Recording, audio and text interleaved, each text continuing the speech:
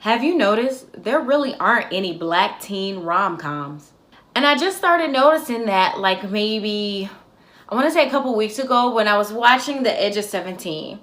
And I was all into this movie. I'm like, low-key, this is actually pretty good. It does a good job of displaying some of the confusion and the changes that happen when you go from being a teenager into, being a young adult, from 17 into like your early 20s, because, things can be confusing. And then I stopped and I was like, it does pretty good at explaining that for a middle class, straight white woman. Like, don't get me wrong, I'm not shaming it or, saying there's anything wrong with that. But for years, most of the people that I saw in rom-coms were middle class straight white women or middle class straight white men or rich white women or men. There's not a lot of diversity.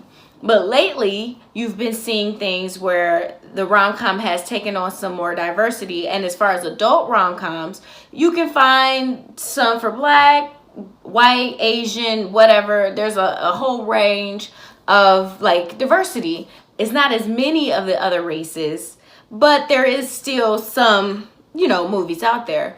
But when I got into the genre of the black teen rom-com, I couldn't find anything. That's not true. I found a handful of movies. There was Trippin', there was this movie called Brotherly Love, and there was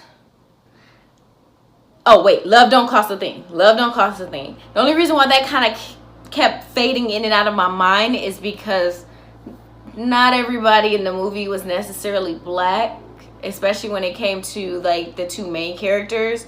I mean, Christina Milian is close enough, but she's actually Latino, so it was kind of hard for me to put it in that category, but in a sense it kind of fits. Outside of that, like if you really, really want to stretch it, you can do something like The Wood, where they weren't teenagers through the whole thing, but the biggest part of the backstory was about Big Mike and his love for Alicia. So you can do it if you want to and call that a rom-com for teens. There's also like Drumline or Stump the Yard or You Got Served, but those aren't really rom-coms. They're more like movies for like dancing, and then the love story just kind of happens in the background, or in Drumline's case, playing an instrument, but in the background around everything else that's going on, you find out he has a crush on this girl, but those aren't the main story. So when it came down to teen rom-coms, I was at a loss. And to be fair, Brotherly Love is more of a drama than it is a rom-com, because by the end of the whole story, and I've never actually seen this movie, I actually just, when I was looking through Google searches trying to find teen rom-coms, it popped up and I'm like, okay, so what is this movie about? And I read through a summary, and basically it's about like a rival gang, it's about three siblings that pretty much take care of themselves. One of them has this promising singing career, the other one has this promising basketball career, and then the oldest one is like a drug dealer who's like helping support the other two. And somewhere in the mix, the girl ends up messing with this rival gang guy who ends up getting into it with her brothers and killing one of her brothers, and then he goes to prison and she finds out she's pregnant with his baby. And it's like, not necessarily a rom-com. I don't, feel party vibes and love and joy when I watch it like I do when, you watch She's All That or something. Work with me here. So I asked myself the question, and I asked a couple of my friends the questions: are there any really good black teen rom-coms? And we couldn't find anything. Like Trippin' was the best example. I really, really liked Trippin', and that was a movie that was surrounded in black suburbia. It was actually a rom-com. It was about the love story, but it did have some elements of like truth or history, or some of the harder dramatic things that happen in black culture and black life. It couldn't be as carefree as like a teen rom-com for a straight white man or woman, because they don't really, the biggest conflict is trying to get the guy that you like to notice you. Like if I'm thinking about like 16 Candles, or you know, She's All That and stuff like that. Like, yeah, the main character did lose her mom, but that happened off screen, and it doesn't present like a big obstacle for her overall. So mainly it's just, oh, she's not that, she's dirt poor, but she's not, because she still lives in a good neighborhood and her father can still pay all the bills and they're not struggling. But compared to everybody else who's living at large, she's like the poor-ish girl, and her biggest concern is being noticed by this guy and winning prom queen and stuff like that. Where when you look at movies about black teens in general, they have a lot more concerns than just making it as prom queen, or you know, things like that. So it might be harder to build a rom-com around that. So I get that, but there's ways to do it. Like, I think Trippin' does a good job at making it about this love story, but then at the same time they throw in elements of real life. You know, they talk about how hard it is for young black kids to figure out what they want to do after, or knowing that they have opportunities outside of that, and getting sucked up in like the drug game because you don't really have a whole lot of options. You know, it does deal with that, but it's kind of like a fleeting thing, and then it comes right back to the love story. So you got movies like that. I think one of the biggest reasons why teen rom-coms are, or black teen rom-coms aren't as popular or aren't really a thing, is like, where are they going to take place? If you're in a suburb in a really high and nice neighborhood, you're going to have white people thrown in there, which isn't a bad thing. That's not a bad thing. We don't have to remove them in order to have a teen rom-com, but to have the majority of the people in the comedy to be black is going to be harder to sell. It's not going to seem as realistic. It's going to seem somewhat artificial, because unfortunately at this time we don't overrun really nice neighborhoods like that. We're always the token or background character. And if you were to have a white person as the reverse of that and have them a token or background character in a US suburban area, it's kind of hard to imagine as being realistic. Now, don't get me wrong, I mean, nothing about these movies are realistic, but you want to have some sense of like realism or truth, because you want to be able to see yourself in these characters. And how do you see yourself in characters in an area that doesn't actually exist? So there's always that aspect of it. Another thing is, it's probably a hard thing for writers and directors to sell. Like, I don't see a lot of companies, major production companies, I don't see a lot of major production companies like knocking over fences to do it. Like, the rom-com in general isn't as popular as it was in the 80s and the 90s.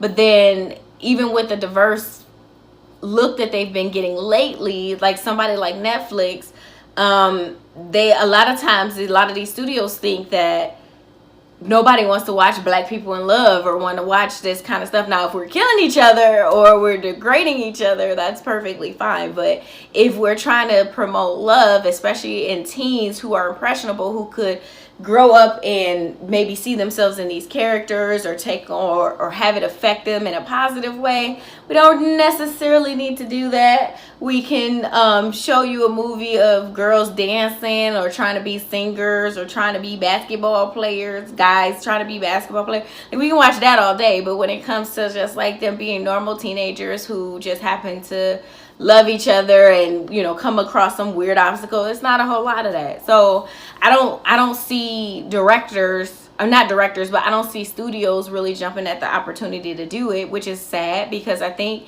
there is a market for it and we would love to see it. And I feel like if somebody did it, the turnout will be great, because we're just in this place where we want to support each other anyway. But, you know, not only that, but with all of the past where movies have not depicted us right, or have not told our stories, or even made us memorable characters, like there's so many movies from the past that we're just fleeting side characters that help to push the protagonist, but we're not actually the protagonist. And then there's history movies that have the white savior complex, and they don't tell the story completely, or whatever the case. So then you don't get a real picture of our story. So a lot of the directors and writers have been focusing on telling our story, which is greatly appreciated. It's something that we love, but I think in the historical aspect or the realism, something as simple as a funny, comedic, loving story falls under the radar, because it's like, well, do we really need that in the grand scheme of learning how to, be better and know more? And honestly, I think, yeah, I think it is important to have that aspect of our culture represented also, because it's not enough to just focus on the history and the strength and the durability of being Black and being in this world or whatever, but it's also important for young men and young women to see themselves in a lighter image, having fun, being cutesy and weird and awkward. And that's one of the things I honestly love about Insecure. It's not a rom-com, especially not a teen rom-com, but it's a show about Black people just being regular people. They do have certain issues or things that are happening around them that they address, like gentrification and colorism and just all of these things that they bring up within the show. But at the same time, you see people like making mistakes and choosing the wrong partners and trying to force relationships out of nothing. Like, you see interracial relationships and some of the issues that might come up with that. But then you also see these interracial couples enjoying each other and loving the time they spend with each other. So I think having those images, especially for teens, in a time where we're constantly trying to keep them from walking out in the streets without, putting on a hood or something because they could lose their life. I think that bit of normalcy and just fun is needed. And I know that when it comes to like a Black teen rom-com or whatever, there is going to be some elements of realism, because we can't talk about Black love in that way without being honest about the neighborhoods that most of these kids are going to encounter and some of the things that happen in these neighborhoods.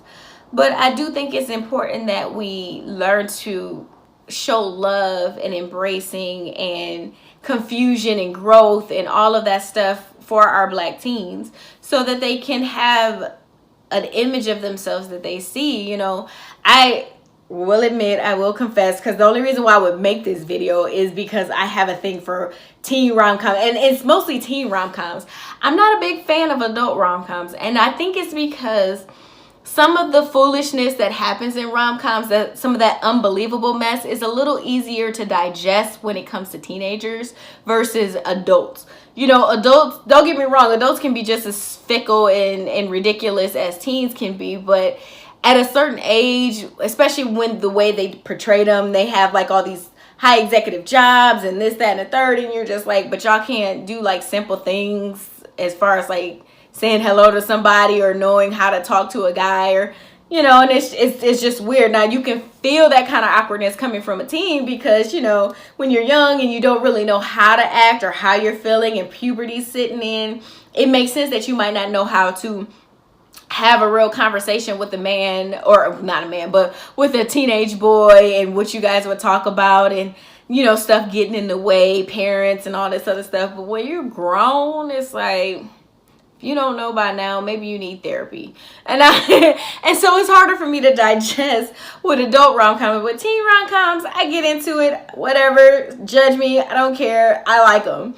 So I do, and I love them. And when I watch them, I want to see representation of the type of love that I would want like my niece to have, or like my godchildren to have, so that they can aspire to something or have feelings about something as trivial. I don't know how I'm trying to say it. At the end of the day, I honestly feel like we need Black teen rom-coms for the same reason we need Asian teen rom-coms, white teen rom-coms, any of them. The reason we want them and need them is because they help to create this like bubble of love and representation of the kind of things that might pop up when you're young, and help you understand how you're feeling when you're going through that stage of your life. So in a nutshell, I definitely feel like it's important to have representation from all angles. And I would love, I said ankles. From all angles. I would love to see a director or a writer take on that option and try to make a teen rom-com for Black children. Or hey, you never know, it might be my calling. Obviously I'm the one bringing it up, so maybe it's something I need to do. Stay tuned. Thank you for joining me for another video, and please make sure to like, share, and subscribe. Also, make sure to leave a comment below on any topics that you might want me to cover in this series. Bye!